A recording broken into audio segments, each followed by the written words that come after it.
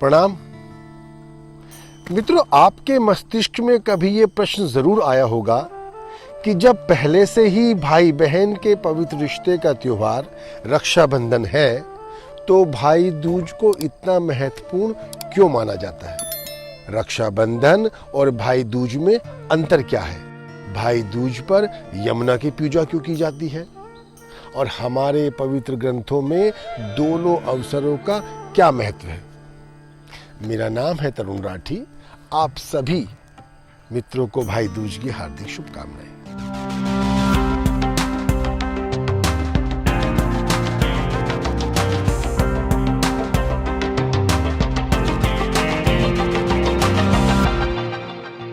रक्षाबंधन की तरह भाई दूज त्योहार का भी एक अलग ही महत्व है। पौराणिक मान्यताओं के अनुसार भाई दूज की जो कहानी है वो अब मैं आपको सुनाता हूँ। भगवान सूर्य नारायण की पत्नी का नाम था छाया। उनकी कोख से 2 जुड़वा बच्चे यमराज और यमुना का जन्म हुआ। यमुना अपने भाई यमराज से बड़ा स्नेह करती थी। वो उसे बार बार निवेदन करती थी कि इष्ट मित्रों के सहित उसके घर आकर भोजन करो। यमराज बात को टालते रहते थे। कार्तिक शुक्ल के दिन यमुना ने फिर से यमराज को भोजन पर आने के लिए आमंत्रित किया और जिद पकड़ ली कि इस बार तो तुम्हें आना ही पड़ेगा। अब बहन की जिद थी तो यमराज ने सोचा कि मैं तो प्राणों को हरने वाला हूं, मुझे कोई भी अपने घर नहीं बुलाना चाहता, लेकिन मेरी प्यारी बहन उसके बाद भी जिस प्रेम से मुझे बुला रही है मुझे उसका पालन करना चाहिए, ये मेरा धर्म है। बहन के प्रेम की खुशी में घर आते समय यमराज ने नरक में निवास करने वाले सभी जीवों को मुक्त कर दिया। यमराज को अपने घर आया देख यमुना की खुशी का ठिकाना ही नहीं रहा। उसने स्नान करके बड़ी श्रद्धा के साथ पूजन किया, फिर स्वादिष्ट व्यंजन परोसकर यमराज को भोजन कराया। यमुना द्वारा किए गए आतिथ्य से यमराज ने प्रसन्न होकर बहन को वर मांगने का आदेश दिया।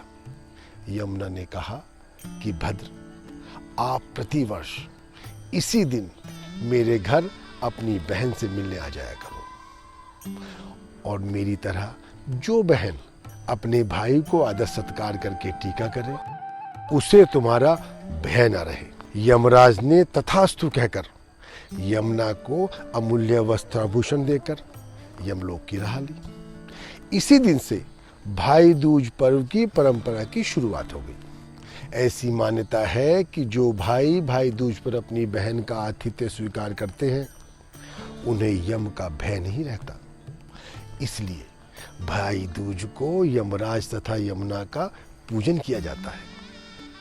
भाई दूज के दिन दुष्ट राक्षस नरकासुर का वध करने के बाद भगवान श्री कृष्ण अपनी बहन सुभद्रा से मिलने गए थे और सुभद्रा व भगवान श्री कृष्ण ने भी बड़े ही धूमधाम से और प्रेम से भाई दूज का पर्व मनाया था।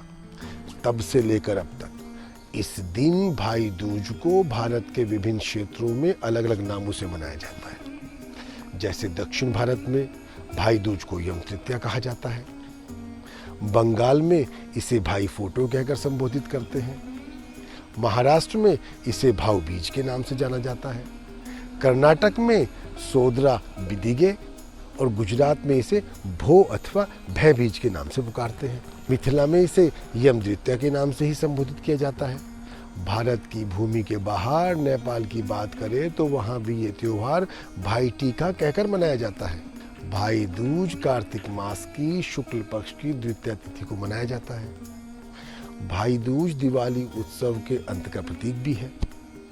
अब मैं आपको भाई दूज और रक्षाबंधन में क्या अंतर है ये बताता हूँ। ऐसा माना जाता है कि रक्षाबंधन की शुरुआत इंद्रदेव, राजा बाली तथा भगवान श्री कृष्ण के द्वारा हुई थी। वहीं दूसरी ओर भाई दूज की शुरुआत यमराज द्वारा हुई थी। रक्षाबंधन पर भाई के हाथ पर एक पवित्र डोर बांधी जाती है। राखी बंधवाना एक भाई द्वारा अपनी बहन को सभी बुरी ताकतों से बचाने और उसकी रक्षा करने के वादे का प्रतीक है। जबकि भाई दूज के दिन भाई के माथे पर टीका लगाकर बहन अपने भाई की हर कीमत पर रक्षा करने का संकल्प लेती है। हालांकि भाई दूज और राखी दोनों समारोह में तिलक लगाना एक सामान्य अनुष्ठान है, लेकिन भाई दूज के त्योहार के दौरान इसका एक विशेष महत्व है। आमतौर पर यदि बहन विवाहित हो तो वो अपने भाई के घर जाकर रक्षाबंधन मनाती है, जबकि भाई दूज में उसका भाई बहन के घर जाकर भाई दूज मनाता है। रक्षाबंधन पर भाई अपनी बहन की हर कीमत पर रक्षा करने का संकल्प लेता है, जबकि भाई दूज में बहन अपने भाई की रक्षा करने का संकल्प लेती है। ऐसी मान्यता है कि भाई दूज के दिन यदि बहन अपने भाई को पान खिलाती है तो उसे पुण्य मिलता है और भाग्य उसके हित में आता है।